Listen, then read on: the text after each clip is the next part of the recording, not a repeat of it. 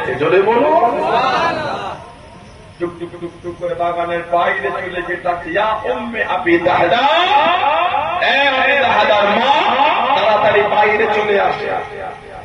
এই বাগান বিক্রি হয়ে গেছে। উনি ওনার বাচ্চাদের আওলাদের ছেলেদের হাতটা ধরে তাড়াহুড়ো করে বাগানের বাইরে যাচ্ছে।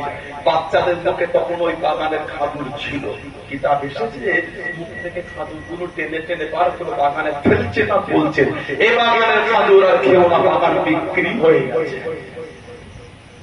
তিনি জিজ্ঞাসা করেন কিসের বিনিময়ে বিক্রি হলো? জবাব দিচ্ছে জান্নাতে একটা খাদুর গাছের বিনিময়ে ওটা বাগান বিক্রি করে দিয়েছে। স্ত্রী খুশি হয়ে বলছে আলহামদুলিল্লাহ, কত সুন্দর সওদা, জান্নাতের গাছের বিনিময়ে দুনিয়ার তুচ্ছ বাগান বিক্রি হয়েছে। ধরে বলো আর একটু ভালোবাসায় বলা গেল। সব সাহাবাদের লাশ নবী দেখেছেন, হুকুম দিলেন এক একটা কবরে দুজন করে সাহাবাদের দাফন করে দাও। সব সাহাবাদের দাফন হয়। নবী পাক দেখছেন, নবী পাকের নিজের ফুফু হযরত সুফিয়া বিনত আব্দুল মুত্তালিব রাদিয়াল্লাহু আনহা দুটো চাদর হাতে পড়ে নিয়ে কাঁদতে কাঁদতে উহুদে ছুটছে। আহা, দুটো চাদর হাতে নিয়ে কাঁদতে কাঁদতে ছোটে, চিৎকারতে আওয়াজ দিয়ে বলে, শুনেছি আমার ভাই আমিরে হামজাকে নাকি শহীদ করে দিয়েছে। আহা, শুনেছি আমার ভাই আমিরে হামজা তার চোখ দুটো নাকি কাফেররা উঠিয়ে নিয়েছে।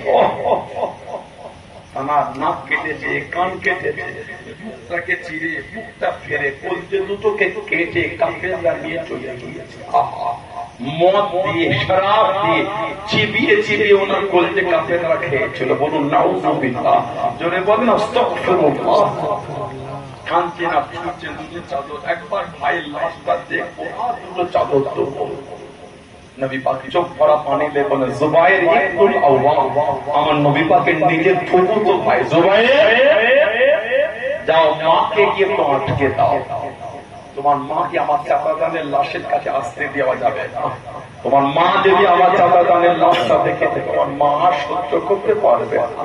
নিজের ভাই, চোখ নাই, কান নাই, বুকটা চিরা, কলজে দুটো নয়, তোমার মাকে একটু আটকে দাও। জুবায়ের ইবনুল আওয়াম রাদিয়াল্লাহু আনহু মায়ের কাছে গিয়ে দাঁড়িয়ে গেলেন, মা আপনার যাওয়া হবে না। জ্বর করে কান চালা করছে, জুবায়ের